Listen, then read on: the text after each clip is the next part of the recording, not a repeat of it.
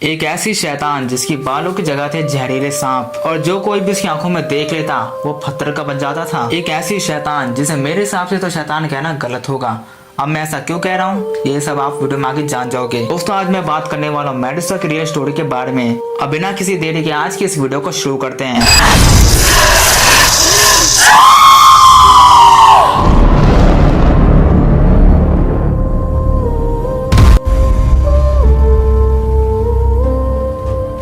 Medusa एक समय में दुनिया की सबसे सुंदर लड़की हुआ करती थी। वो तो समुद्री देवताओं कैटा एंड फोर्सिस की बेटी और ग्रीक गॉडेस अथीना की बहुत ज्यादा बड़ी भक्त थी। मेडुसा हमेशा से बड़ी होकर टेम्पल टू मिनर्वा में अथीना की पूजा करना चाहती थी, लेकिन अथीना की पुजारन बनने के लिए उस इंसान को काफी कड़े नियमों का पालन करना पड़ता था। उस इंसान को अपने शरीर को पूरी तरह से पवित्र रखना पड़ता था और यही काम करके दिखाया मेडुसा ने। वो बहुत ज्यादा सुंदर थी और कई सारे लोग उसके साथ संबंध बनाना चाहते थे, लेकिन अथीना की भक्ति में लीन मेडुसा ने किसी के साथ भी किसी भी तरह का कोई भी रिलेशन नहीं बनाया, क्योंकि वो अपने शरीर को पूरी तरह से पवित्र रखना चाहती थी।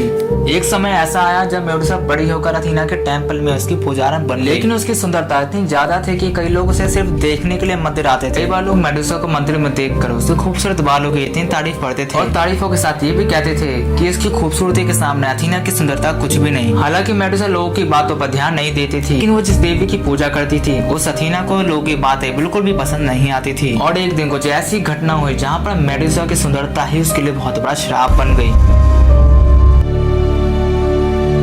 पोसाइडन एक ग्रीक गॉड था जो कि समुद्र, तूफान, भूकंप और घोड़ों का देवता था। जब उसने पहली बार मेडुसा को देखा तो वो उसकी सुंदरता पे फिदा हो गया। उसने मेडुसा को कई बार उसके साथ चलने के लिए कहा, लेकिन मेडुसा ने हर बार मना कर दिया और पोसाइडन को ये बात बिल्कुल भी पसंद नहीं आई। एक दिन पोसाइडन ने कुछ गलत करने का फैसला कर लिया। अथीना की टेम्पल में मेडुसा को अकेले पाकर उसके साथ जबरदस्ती कर। मेडुसा ने खुद को बचाने के लिए पूरी कोशिश की, लेकिन पोसाइडन उससे काफी ज्यादा ताकतवर था। और हैरानी की बात तो ये थी कि ये सब अथीना के टेम्पल में हो रहा था और अथीना जिसको ग्रीक गॉड माना जाता था उसने अपने भक्त को बचाने की कोशिश तक नहीं की।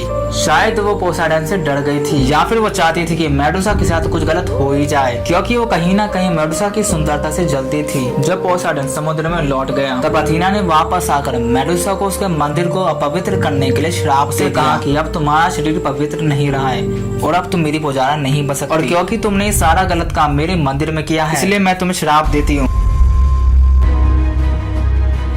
अथीना ने श्राप दिया था कि तुम्हारे सुंदर बाल जहरीले सांपों में बदल जाएंगे और जो कोई भी तुमसे बात करने की कोशिश करेगा उसे ये सांप काट लेंगे। और अथीना ने यह भी श्राप दिया कि जो कोई भी उसकी आंखों में देखेगा वो पत्थर का बन जाएगा। और इस श्राप के बाद मेडुसा काफी ज्यादा दुखी हो गई, क्योंकि जो कोई भी दोस्त रिश्तेदार उससे बात करने को आते या तो उसे जहरीले सांप काट जाते या तो वो पत्थर के बन जाते। और ये सारी घटनाएं अपनी आंखों के सामने होते हुए देखकर अपने ही चाहने वालों को अपने श्राप की वजह से मरते हुए देखकर या फिर जिंदा पत्थर बनते हुए देखकर मेडुसा ने एक ऐसी जगह पर जाकर रहने का फैसला किया जहाँ पर उसे कोई भी नहीं ढूंढ पाए। लेकिन जैसे ही ग्रीक साम्राज्य में ये खबर फैली कि मेडुसा जैसी राक्षसी इस दुनिया में मौजूद है तो उसे मारने के लिए प्रतियोगिताएं रखी जाने लगी। बड़े बड़े योद्धा, ताकतवर राजकुमार अपनी ताकत का प्रदर्शन करने के लिए मेडुसा को मारने के लिए उसे ढूंढने लगे, क्योंकि सब चाहते थे कि उसका सर काट कर उसकी शक्तियों का इस्तेमाल किया जाए। क्योंकि अगर कोई मेडुसा का सर काट लेता है तो उसके पास किसी को भी पत्थर बनाने की ताकत आ जाती है। और इसी लालच की वजह से मेडुसा का जीना मुश्किल हो गया। हालांकि समय के साथ साथ अपनी जान बचाते बचाते मेडुसा इतनी ज्यादा ताकतवर हो गई थी कि कोई भी उसे मार नहीं पाता। हालांकि वो अपनी जिंदगी से इतनी ज्यादा तंग थी, वो चाहती थी कि अपनी इस बेकार जिंदगी और इस श्राप से उसे मुक्ति मिल जाए। वो आज भी देवी अथीना की ही पूजा करती थी और जब देवी अथीना को उसके बारे में पता चला तो उन्होंने half human half God Perseus को मेडुसा को मारने का काम सौंपा। अथीना ने पर्सियस को अपनी एक पॉलिश शील्ड दे दी, एक तलवार दी, उड़ने वाले जूते दिए और गायब होने की पावर दे दी। इन सभी पावर्स को लेकर जब पर्सियस मेडुसा के ठिकाने पर गया तब मेडुसा ने उसके पास वो शील्ड देखी जो कि अथीना की शील्ड थी। वो समझ गई कि पर्सियस को अथीना ने भेजा है। तब जाकर फाइनली मेडुसा ने सरेंडर कर दिया। उसने बिल्कुल भी खुद को बचाने या लड़ने की कोशिश नहीं की। पर्सियस ने इसका फायदा उठाकर मेडुसा का सर धड़ से अलग कर दिया। तो ये थी मेडुसा की रियल स्टोरी। वीडियो अच्छी लगी तो वीडियो को लाइक कर दो, चैनल पर नहीं हो तो चैनल को सब्सक्राइब भी कर दो।